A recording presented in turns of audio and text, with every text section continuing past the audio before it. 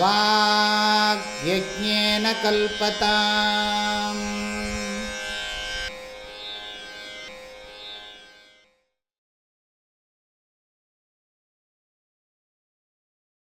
சஹனம் சர்வதுக்கானாம் அப்ரதீகாரபூர்வகம் சிந்தாவிலாபரஹிதம் சாதிதிக்ஷா நிகத்யதே. சஹனம் சர்வதுக்கானாம் அப்ரதீகாரபூர்வகம் சிந்தாவிலாபரஹிதம் சாதிதிக்ஷா நிகத்யதே.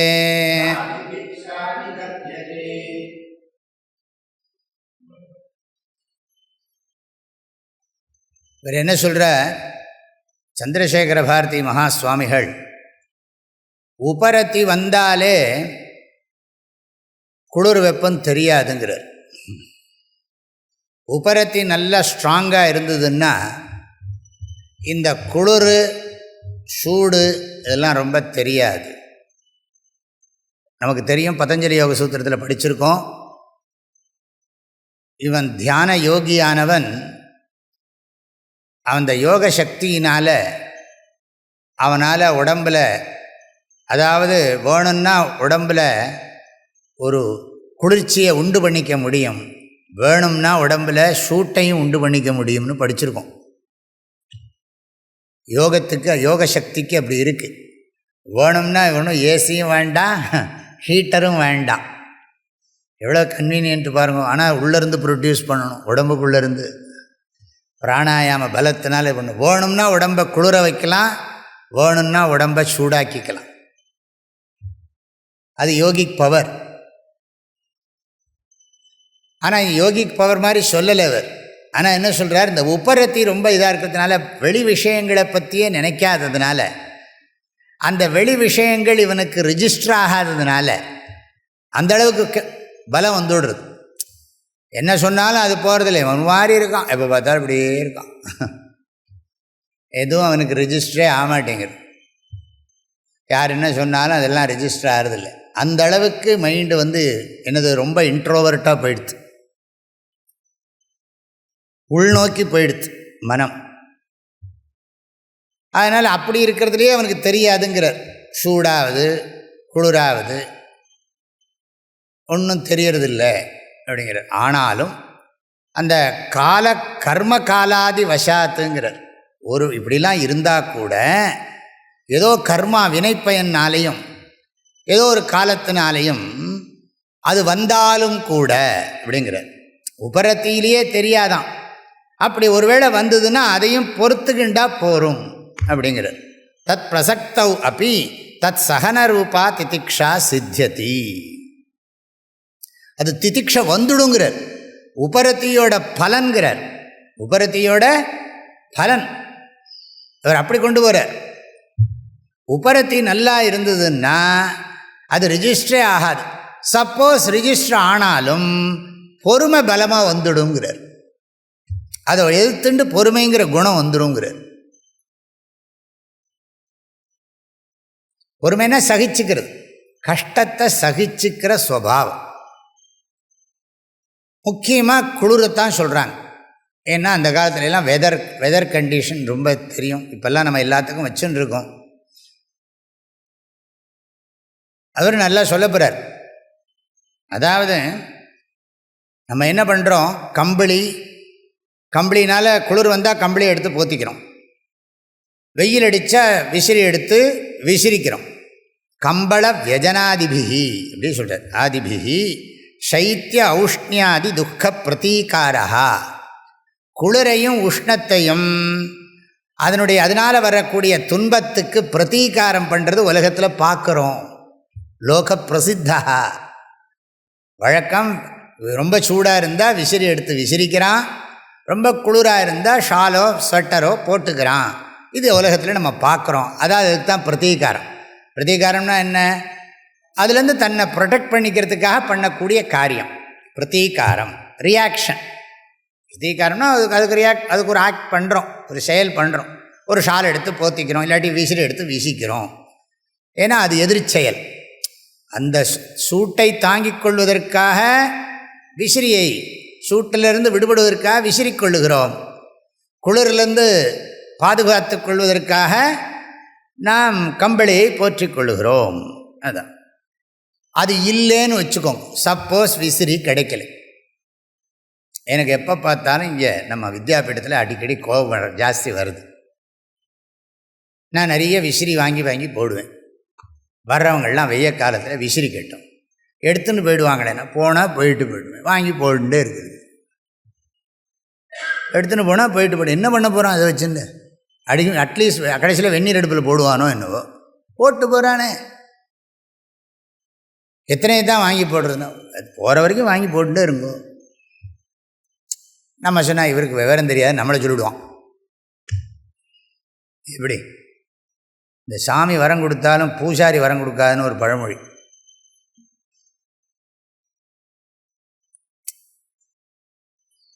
விசிறி வாங்கி போடுங்கோ. ஒரு தடவையும் விசிறியை கேட்டு கேட்டு வாங்கி வாங்கி கொடுக்கணும். பெரிய புண்ணியம் இல்லையா? சாஸ்திரத்தில் சொல்லியிருக்கு, இந்த மாதிரி இந்த குளிர் வெய்ய காலத்தில் தண்ணீர் பந்தல் வைக்கிறது பெரிய புண்ணியம். அப்புறம் இதெல்லாம் எத்தனையோ அறங்கள்னு சொல்லுவாங்க. 64 புண்ணிய காரியங்களில் இதெல்லாம் ஒன்று. எல்லாம் இருக்குது. என்னெல்லாம் புண்ணிய காரியங்கள்னு சோஷியல் இதெல்லாம். தண்ணீர் பந்தல் வைக்கிறது வாசலில், வெய்ய காலமாக இருக்குது, வந்துட்டு போகிறவங்கெல்லாம் நீர் மோர்லாம் சாப்பிட்டு போட்டோம், அது கொடுக்கலாம். அது எங்கேருந்து பணம் வருதுன்னா தட்சிணாமூர்த்தி கொடுப்பார். அவர் எங்கேருந்து அவர் எங்கே எவனா உள்ளே வச்சுருப்பான், இல்லை சும்மா கொடுத்து வச்சுன்னு என்ன பண்ண போகிறான், கொடுத்துட்டு தான் போகிறான். சரி அங்கே இருக்குது, சரி அவன் வீட்டுக்குள்ளே இருக்குது, இங்கே எப்படி வரும்னா வரும். நீங்கள் பண்ணுங்கோ, பண்ணுங்க, நீங்கள் பண்ணினா வரும். வந்தால் பண்ணுறேன், எப்படி இது என்ன நியாயம்? வரும். வந்தால் புண்ணியம் பண்ணுறேன்னா, நீ புண்ணியம் பண்ணால் வரும்னா இதே தான் சண்டை. ஒன்றுமே இல்லாமல் எப்படி பண்ணுறேன், இருக்கிறத வச்சுன்னு பண்ணுங்களேன்.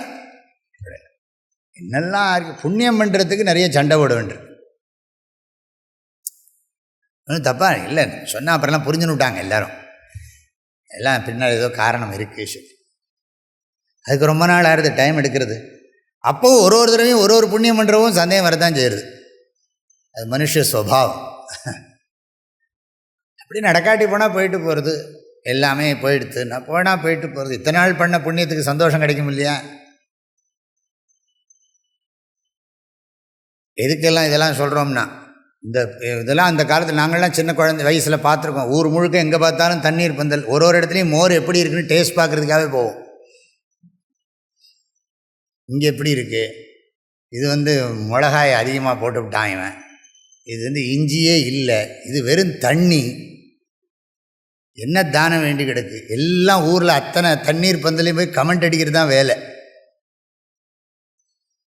அப்புறம் சில இடத்துல கோசாம்பரி கொடுப்பான். இந்த இதெல்லாம் வெள்ளரிக்காய் எல்லாம் போட்டு, பாசி பயிரெலாம் போட்டு, இந்த ராமநவமி எல்லாம் வந்துடுத்துன்னா நீர்மோர், பானகம்.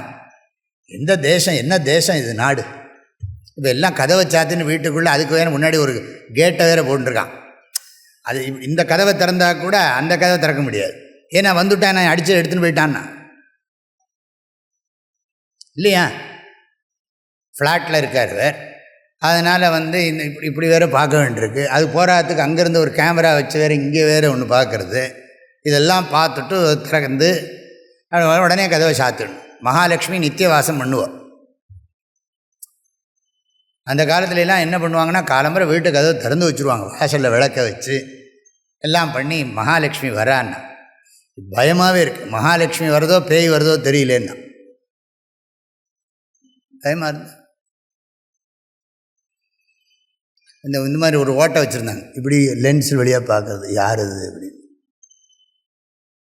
இல்லைன்னு நம்மளே நம்ம இல்லைன்னு சொல்லணும். குரலை மாற்றிண்டு எல்லாம் கூத்து. அவ்வளோ செல்ஃபிஷ்னஸ் வந்துடுச்சு. அது இருந்தால் நம்ம அதாவது எப்படி இருந்தால் மாறுமோ அது தெரியல போகும் ஜனங்களுக்கு. அதான் சகனம் சர்வதுக்கானாம் அப்பிரதீகார பூர்வகம். சர்வதுக்கானாம் சகனம். வள்ளுவர் சொன்ன மாதிரி பொறுமை. பொறுத்துட்டே இருக்கணும். என்ன பொறுத்தார் பூமியை ஆழ்வார். பூமியெல்லாம் ஆள வேண்டாம். பூமி ஆள பூமி எனத்துக்கு ஆளணும். பொறுத்தார் தன்னை ஆழ்வார். அதனால தான் எல்லாருக்கும் ஆழ்வார்னு பேர் வச்சாங்க. ஆழ்வார்னா என்ன அர்த்தம்? ஆண்டவன் இவர்களை ஆழ்கிறான், அதை உணர்கிறார்கள். அதனால் ஆழ்வார். அந்த அழா வேற, இந்த அழா வேற. ஆள வந்தார் ஆழ்வார். ஆழ்ந்து செல்லுவார், இறைவனிடத்திலே ஆழ்ந்து செல்லுவார், அதனால் ஆழ்வார். இப்படிலாம் சொல்லுவாங்க. சர்வதுக்கானாம் சகனம், எல்லா துக்கத்தையும் பொறுத்துக்கிறது. அதுக்கு தான் கிரகஸ்தாசிரமே வச்சுருக்கு. பொறுமை இல்லாமல் அடிக்கடி டைவர்ஸ் எல்லாம் பண்ணிவிடுறாங்க. பாவம், பொறுமை வேணும். திருமணமே எதுக்குன்னா பொறுமையை கற்றுக்கொள்வதற்கு தான். அதனால் சகனம்னா பொறுத்துக்கிறது. அப்பிரத்தீகார பூர்வகம்ங்கிறார். அதுக்குன்னு தேடி இப்போ கிளாஸ் ஆரம்பிச்சு கொடுத்து ஃபேன் ஓடலை இங்கே, ஃபேன் எல்லாம் இல்லைன்னு ஃபேனே ஓடலை, கிளாஸை ஆரம்பித்தாச்சு. அப்போ உடனே என்னென்னா எழுந்து நின்று என்னப்பான்னு, அங்கே ஃபேன் ஓடுறது, அங்கே போட்டுமா சுவாமின்னு. பரவாயில்ல, இங்கேயே உட்காருது. இல்லை நீங்கள் சொல்கிறது ஒன்று கூட ரிஜிஸ்டர் ஆகாதுன்னு. பரவாயில்ல, இப்போ உங்களுக்கு ஃபேன் போனால் கிளாஸ் எடுப்பீங்களான்னா பாரு சொல்கிறேன். நீங்களும் அப்படிலாம் இல்லை தெரியும் எனக்கு. இருந்தாலும் நம்ம என்ன பண்ணுவோம், சில பேர் வரும்போது இப்படி மேலே தான் பார்த்துன்னு வருவாங்க, கீழே விழுந்துருவாங்க. ஏன்னா எங்கள் ஃபேன் அங்கே என்ன படிப்படியாக இருக்கா, இப்படி மேலே பார்த்துட்டே வந்தால் இங்கே கீழே டப்புன்னு விழணும். இந்த எதுக்கு சொல்கிறோம்னா நம்ம அது அங்கே இருக்கான்னு பார்த்துன்னு தான் போகிறோம். சப்போஸ் அங்கே போய் பர்டிகுலராக உட்காந்தா, இப்போ நானே இப்போயே கவனிக்கிறேன், இதோட ஸ்பீடு அது ரெண்டும் இல்லை.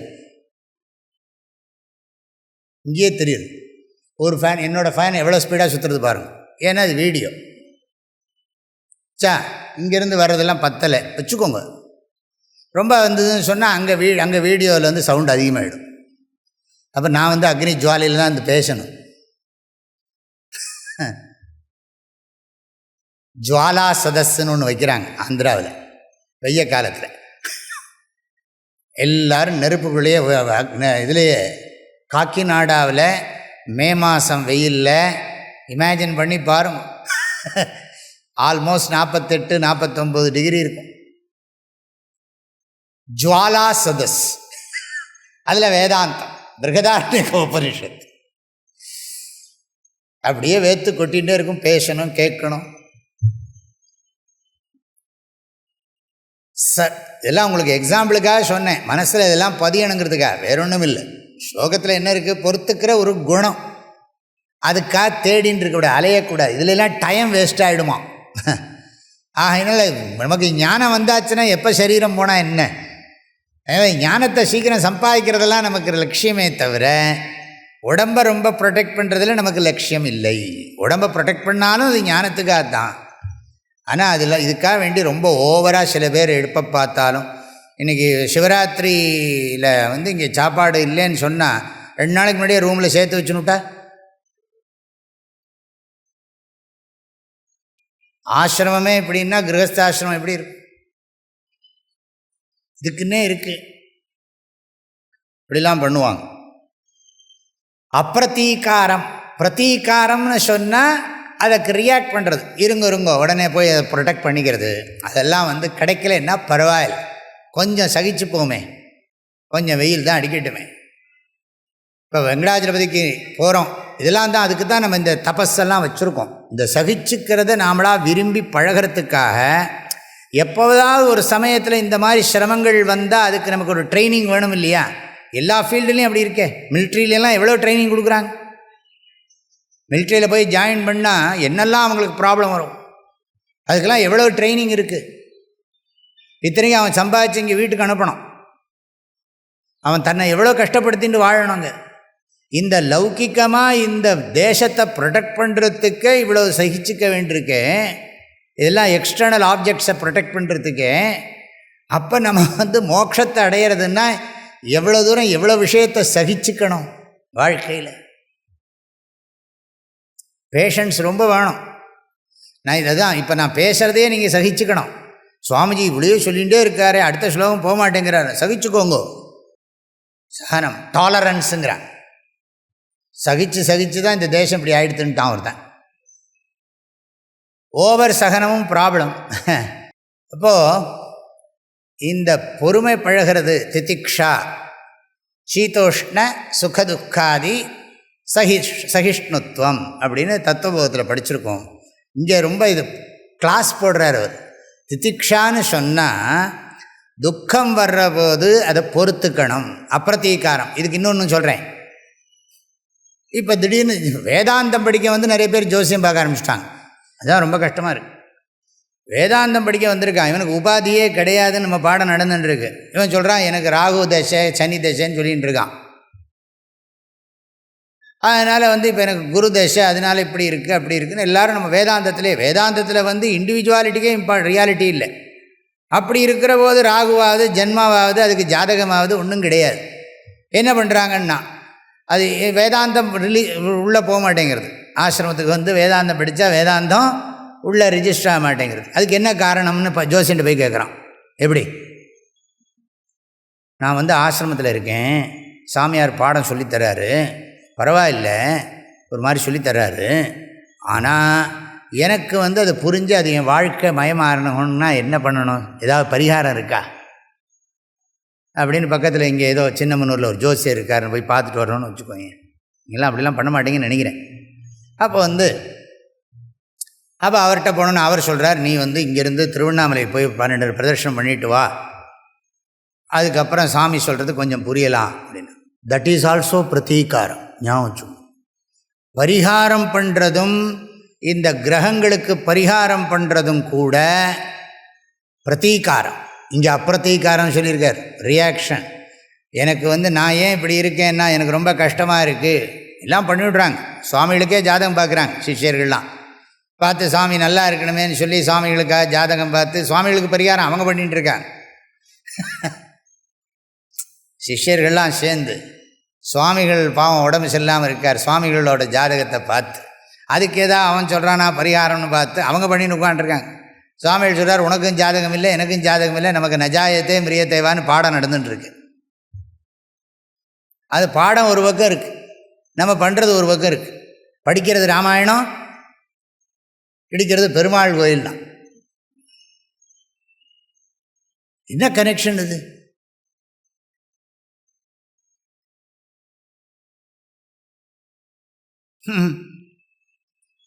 என்னட்ட வேண்டான்னு சொல்லலை, ஆனால் அப்படி இருக்குது, பார்க்குறோம் உலகத்தில். ஏன்னா அவ்வளோ ஸ்ட்ராங்காக நமக்கு ஊறி இருக்கு. பரவாயில்லை வந்துட்டு போட்டோம் அப்படின்னு அது ஒத்துக்கிறதுக்கு முடியாது. அப்பிரதீகார பூர்வகம், ரியாக்ட் பண்ணக்கூடாது. இதெல்லாம் நான் சொல்கிறதெல்லாம் ஞாபகம் வச்சுங்கோ. பிரதீகாரம்னு சொன்னால் ரியாக்ஷன். நமக்கு ஒரு கஷ்டம் வந்துடுத்துன்னா அந்த கஷ்டத்தை போக்கிக்கிறதுக்கு நாம் செய்கிற முயற்சிக்கு பேர் பிரதீகாரம். அது போக்கிக்க முடியும்னா அது முயற்சி பண்ணுறது தப்பு இல்லைன்னு தான் சொல்லுவோம்.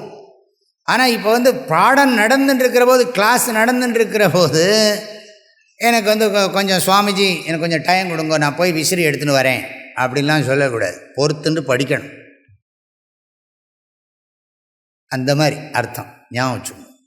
அப்பிரதீகார பூர்வகம் சகனம், சகனத்தோட விசேஷனம் அப்பிரதீகார பூர்வகம் சகனம். அது மாத்திரமில்லை, கிளாஸ் முடிஞ்சதுக்கு பிறகு புலம்பப்படாது. என்னால் உட்காரவே முடியல இன்னைக்கு கிளாஸில், என்ன ஒரே இது. சிந்தான்னு சொன்னால் என்ன அர்த்தம்?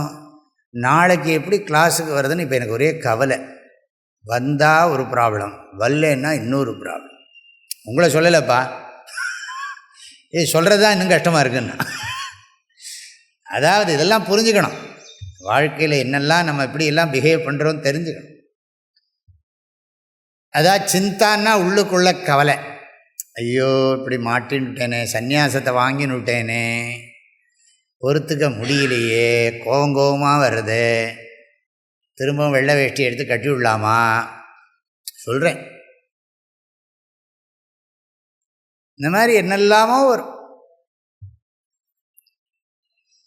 சிந்தான்னு சொன்னால் கவலை, உள்ளுக்குள்ளே கவலைப்படுறது. யாராவது கிடைச்சா புலம்பி தீத்துடுறது, அநியாயத்துக்கு வெயில் அடிக்கிறது அப்படின்னு. வேறு டாப்பிக்கே இல்லையா? வெயில் ஆனந்தமாக அடிக்கட்டுமே. 9 கோடி மைலுக்கு அப்பால் இருக்கிற சூரிய பகவானுடைய அனுகிரகம் இப்படி இருக்குன்னா கொஞ்சம் லேசாக மூவ் பண்ணால் எரிஞ்சே போயிடும் பூமி.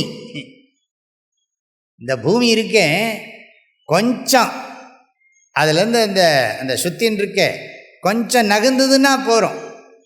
சூரியன் கொஞ்சம் இந்த பக்கம் வந்தாலும் சரி, இது இப்படி போனாலும் சரி, அத்தனை ஒரே நிமிஷத்தில் எரிஞ்சு போயிடும். அப்பேற்பட்ட ஒரு பெரிய அதிசயமாக இருக்குது இந்த வெயில். ராஜஸ்தான் வெயிலெல்லாம் பார்க்குறப்போ நம்ம ஊர் வெயிலா, சென்னை வெயிலை பார்க்குறப்போ இதெல்லாம் ஒரு வெயிலா. ஆகையினால வெயிலை வணங்கணும்.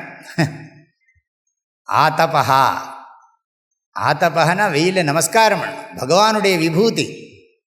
மழை வெயிலை நீங்கள் மரியாதையாக வணங்கினா ஒழுங்காக மழை பெய்யும். வெயிலை நிந்திக்கப்படாது. வெயில் அடிக்கிறதே புலம்புறதுக்கு வேறு சப்ஜெக்ட் இல்லை, அது இயற்கையினுடைய நியத்தி. அது எவ்வளோ இருந்தாலும் ஏற்றுக்கொள்கிறதுக்கு பழகிக்கணும். முடிஞ்சால் ஏசி போட்டுக்கிறோம், வேண்டான்னு சொல்லலை. ஏசியும் ஒர்க் பண்ணலை, எலக்ட்ரிசிட்டியும் ஒர்க் பண்ணலை, ஜென்ரேட்டரும் ஒர்க் பண்ணலை அப்படின்னு சொன்னால் என்னால் முடியலை, இந்த ஊரில் போய் ஒரு ஹோட்டலில் ரூம் எடுத்து அங்கே ஏசியில் இருக்கேன்னா இது டூ மச். ஒத்துக்கோ.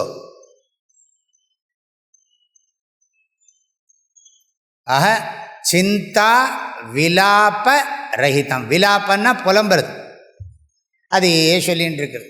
நான் இருக்க மாட்டேன், கொடைக்கானலுக்கு போய்டுவோமா, கொடைக்கானலில் போய் அங்கே இருப்போமான்னா, அங்கே போய் தெரியும், அங்கே போனால் ஃபுட்டு சரியாக கிடைக்காது, அங்கே சாமான் கிடைக்காது, அங்கே போனால் வேறு ப்ராப்ளம், கண்டிப்பாக ஸ்டொமக் அப்செட் ஆகிடும். குளிர்லாம் இருக்கும், நல்ல இதமாக இருக்கும், காலம்பரை வேலை கஷ்டமாக இருக்கும், மத்தியான வேலை ஒரு மாதிரி இருக்கும். என்னத்துக்கு இங்கேயே வந்துட்டு போகிறது? அதுக்கு தான் இது அப்படியே சொல்லி பழகிறோம். சிந்தாவிலாபரஹிதம் சகனம், அப்பிரதீகாரபூர்வகம் சகனம். அதுக்கு பேர் சா திதிக்ஷா இதி நிகத்தியதே. அதுக்கு தான் திதிக்ஷான்னு பேர். அதனால தான் கீதையில் பகவான் க்ஷாந்திங்கிறார். வாழ்க்கையில் நிறைய விஷயத்துக்கு நமக்கு பொறுமை வேணும். அம்மா வயிற்றில் இருக்கிற குழந்தை வெளியில் வர்றதுக்கு பொறுமை வேணுமே. 3ஆவது மாதம் 4ஆவது மாதமே எடுத்துட முடியுமா? அம்மாவுக்கு பொறுமை வேணும். அதுக்கப்புறம் நம்ம பிறந்ததுக்கப்புறம் நம்ம வளர்கிறதுல நமக்கு ஒன்று உடனே புரியாது. ஆவையே 5 நாளைக்கு சொல்லிட்டு இருப்போம். ஆன்னு தான் படிச்சுன்னு இருப்போம். எல்லாம் மறந்து போயிடுத்து. இப்போது ஆனாவே படிக்கிறதுக்கு 4 நாள் 5 நாள் ஆகும். அதுக்கப்புறம் எழுத்து கூட்டி படிக்க தெரிஞ்சு அதுக்கப்புறம் கொஞ்சம் கொஞ்சமாக படித்து இன்றைக்கி நம்ம இப்போ அனாயாசமாக படிக்கிறோம்னு சொன்னால் ஒரு நாள்லேயே வந்தது. இது எத்தனை விஷயத்துக்கு வாழ்க்கையில் பொறுமை தேவைப்படுறது. பொறுமையை விரும்பி கடைப்பிடிக்கணும். அதுதான் பொறுமையை விரும்பி கடைப்பிடிக்கணும். இப்படி பொறுக்க வேண்டிய நிலைமை வந்துடுத்தே இப்படி துக்கப்படக்கூடாது. பொறுமையையே என்ஜாய் பண்ணணும். பொறுமையினால் ஒரு ஆனந்தம் இருக்கும்னா அந்த பொறுமை எத்தனை தடவை இருந்தால் என்ன? பொறுமைங்கிற குணத்தை அதுக்கு தான் சாஸ்திரத்தில் ரொம்ப அழகாக சொல்லிவிட்டாங்க. நான் ஏற்கனவே நிறைய தடவை இந்த ஸ்லோகம் சொல்லியிருக்கேன். மனிதனுக்கு ஒருவனுக்கு அழகை தருவது அவனுடைய உடல் அமைப்பு, பர்சனாலிட்டி. அதற்கு அழகை தருவது நல்ல குணங்கள். அந்த நல்ல குணங்களுக்கு அழகை தருவது அறிவு, நல்ல அறிவு. அந்த அறிவுக்கு அழகை கொடுப்பது, ஆபரணமாக இருப்பது பொறுமை. நரஸ்யாபரணம் ரூபம், ரூபஸ்யாபரணம் குணः, குணஸ்யாபரணம் ஞானம், ஞானஸ்யாபரணம் க்ஷமா. அறிவுக்கு அழகு என்னென்னா பொறுமையாக படிக்கிறோமே, ஒரு ஸ்லோகத்தை வச்சுன்னு சொல்லிட்டு பொறுமையாக படிச்சுட்டு இருக்கோம். நரஸ்ய ஆபரணம் ரூபம், ரூபஸ்ய ஆபரணம் குணः, குணஸ்ய ஆபரணம் ஞானம், ஞானஸ்ய ஆபரணம் க்ஷமா. க்ஷாந்தி, திதிக்ஷா, சகனதா எல்லாம் ஒன்று தான். எல்லாமே டாலரன்ஸ், பேஷன்ஸ், டாலரன்ஸ். ஏதாவது வித்தியாசம் இருக்கா தெரியாது எனக்கு. அதனால தான் டாக்டர்கிட்ட போகிறவங்களுக்கெல்லாம் என்ன பேர்? பேஷண்ட்டுன்னு பேர். ஏன்னா டாக்டரை ட்ரீட் பண்ணி முடிக்கிற வரைக்கும் பொறுமையாக இருக்கணும். பேஷண்ட்டு வந்து பேஷண்ட்டுக்கு பேஷண்ட்டாக இல்லைன்னா டாக்டர் இன்னொன்று வருவோம், ஏதாவது ஒரு தூக்க மாத்திரை கொடுத்து தூங்க வைக்க தான் வேணும். சில பேருக்கு அதுவும் வேலை செய்யாது, கதவை சாத்த வேண்டியதுதான். ஆக சிந்தா விலாபரஹிதம் சகனம், அப்பிரதீகாரபூர்வகம் சகனம், சர்வதுக்கானாம் சகனம். எதுவோ எது சா திதிக்ஷா, திதிக்ஷா தனியாக போடுங்க. சா திதிக்ஷா, கா திதிக்ஷா, சகனமேவ திதிக்ஷா இத்தியுச்சியத்தை, அதுவே திதிக்ஷை என்று சொல்லப்படுகிறது. நிகத்தியத்தைன்னா என்ன அர்த்தம்? நிகத்தியத்தே, நிகத்தியத்தைனா சொல்லப்படுறது. அவருன்னு ஒரு கமெண்ட்ரியில் எழுதலை. நிகத்தியத்தைனா உச்சியத்தே, பெரியோர்களால் உபதேசிக்கப்படுகிறது. நிகத்தியத்தே, அவ்வளோதான். சகனம் சர்வதுக்கானாம் அப்ரதீகாரபூர்வகம் சிந்தாவிலாபரஹிதம் சா திதிக்ஷா நிகத்யதே. சகனம் சர்வதுக்கானாம் அப்ரதீகாரபூர்வகம் சிந்தாவிலாபரஹிதம் சா திதிக்ஷா நிகத்யதே.